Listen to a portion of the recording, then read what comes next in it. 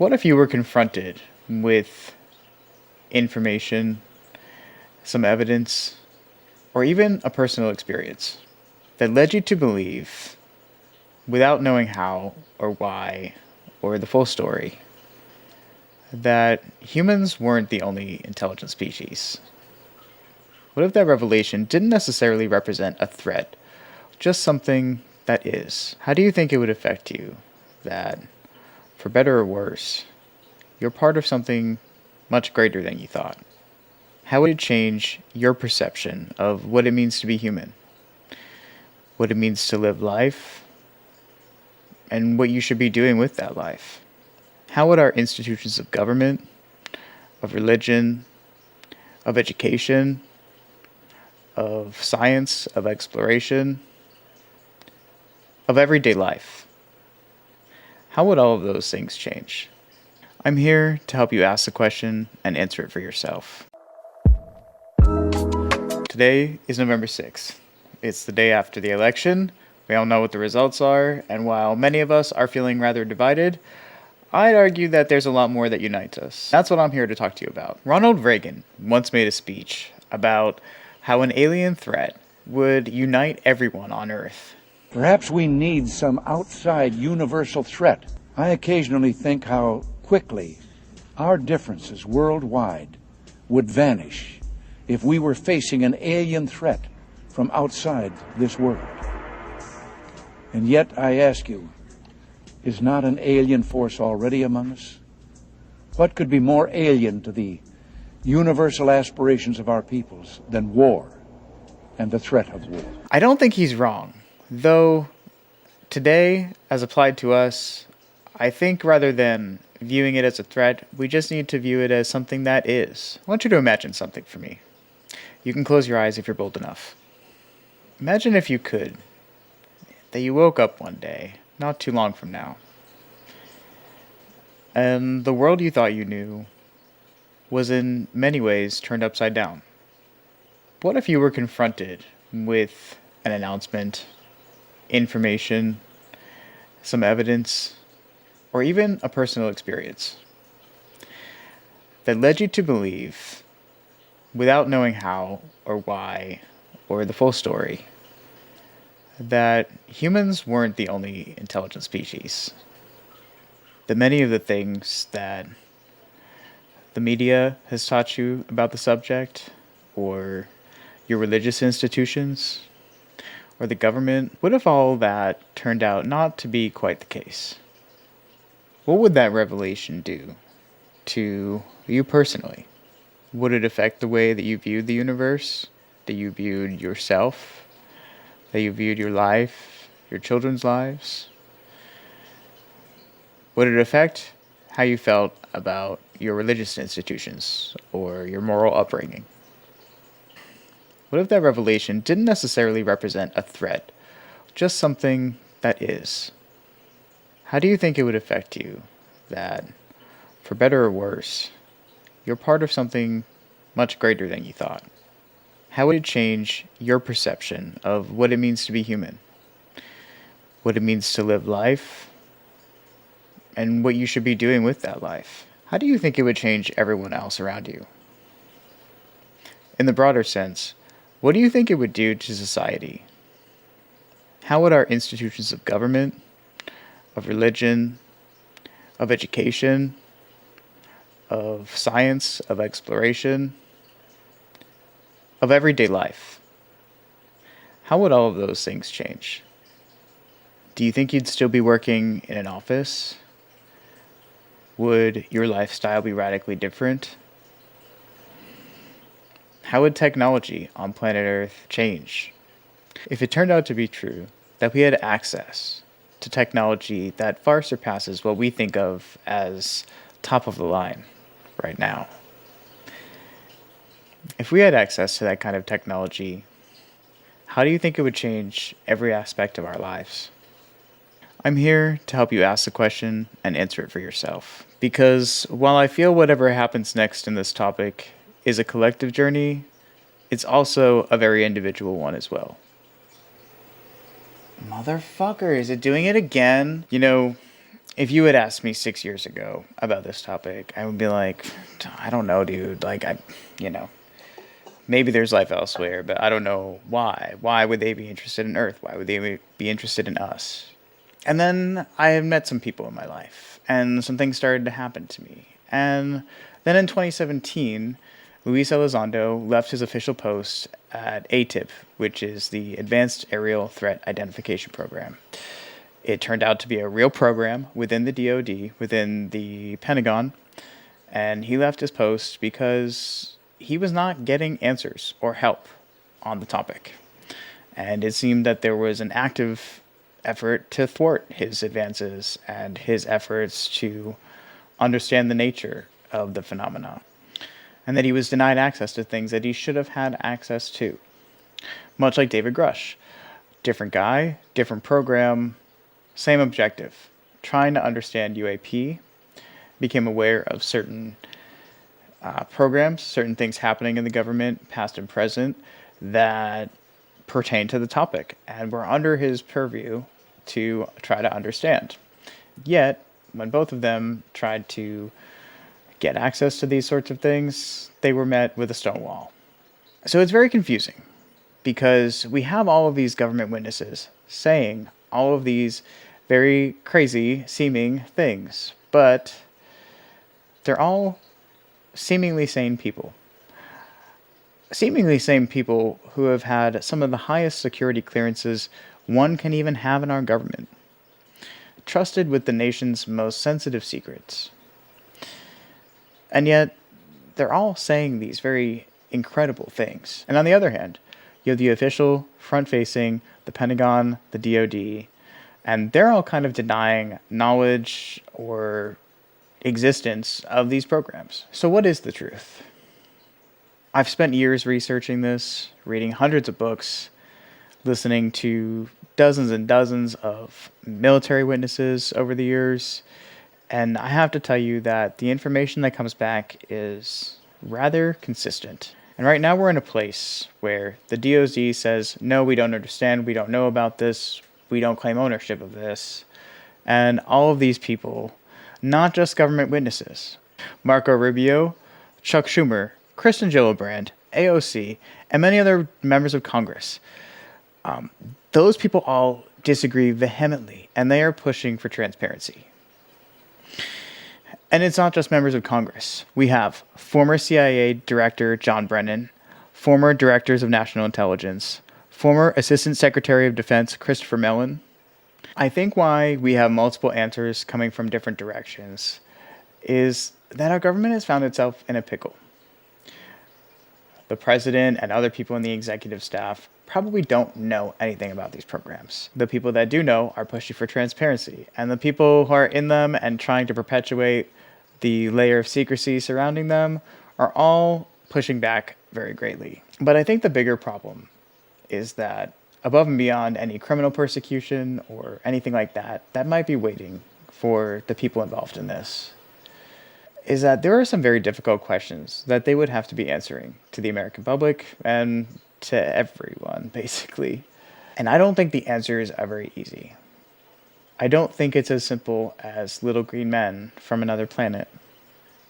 While I think that might be part of this mystery, I think that what our government very quickly found out in investigating this is that understanding space and time and potentially other dimensions is quite a rabbit hole to go down. I believe that part of investigating the UFO phenomena probably led the government down investigating quantum physics and other things that might explain the level of technology that we seem to see with UAP demonstrative behavior, and might explain how something from potentially very, very, very, very far away might just appear in our reality.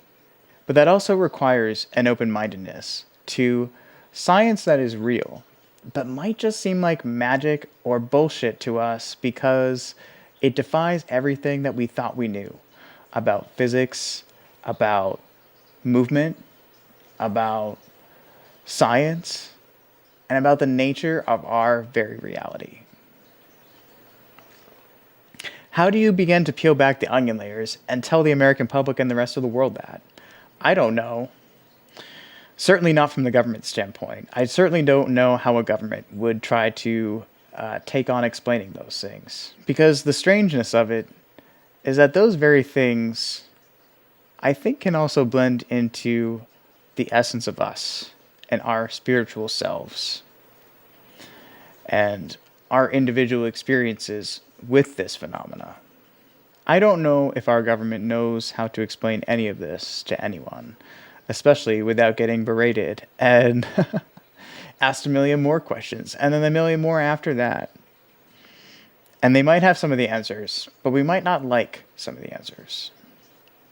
While I certainly don't think that whatever UAPs represent, whether that's a being from another planet or a being from another dimension or something else or a lot of those things combined, I certainly don't support the notion, nor do I see evidence in my everyday life that we should take every little thing like this as a threat immediately. But I'm also not so naive to think that this is all love and light and that there is no negative aspect to any of this. If the public came to understand this all at once, with no warning, with no opportunity to try to understand in digestible stages, then I do think that they could go not so great for us. And I think that's why many people are trying to get this information out there, despite the resistance to doing so. People who have spent their entire careers working their way from the battlefield to the highest branches of government in the military,